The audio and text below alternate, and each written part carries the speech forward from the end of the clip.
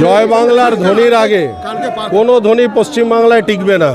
আপনারা শুনতেই পাচ্ছেন জয় বাংলার যে ধ্বনি, তার সামনে কোনো ধ্বনি দাঁড়াতে পারছে না।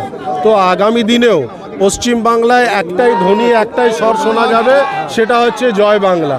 আর মমতা বন্দ্যোপাধ্যায়, অভিষেক বন্দ্যোপাধ্যায়, তৃণমূল কংগ্রেস, এর বাইরে কোনো ধ্বনি আর শোনা যাবে না। পার্থভৌমিক, আমার সাংসদ, আমার অভিভাবক যে কথা বলেছেন, আমি তার কথার রেখে আমি আজকে একাই এসেছি, কিন্তু এখানে আসার পরে দেখলাম আমাদের অনেক অনুগামী অনেকেই এখানে উপস্থিত হয়ে গেছে এবং পুলিশ প্রশাসনও উপস্থিত হয়ে গেছে। তাই আমি আজকে যে কথা কালকে ও উইথড্র করে নিয়েছে, ও বলেছে আমি জয় বাংলার বিরুদ্ধে কিছু বলিনি, তার মানে ও নিজেকে সারেন্ডার করেছে।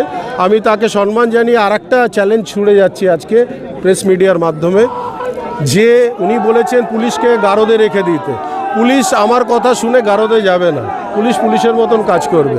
তাই আমি বলবো, আমি একটি আবেদন জানাবো ব্যারাকপুর পুলিশ কমিশনারেটকে যে আমার সিকিউরিটি পার্মানেন্টলি উইথড্র করে নেওয়া হোক, এবং অর্জুনকেও বলবো যে ওর যদি সৎসাহস থাকে তাহলে ওর সিকিউরিটিটাকে পার্মানেন্টলি উইথড্র করে নিন।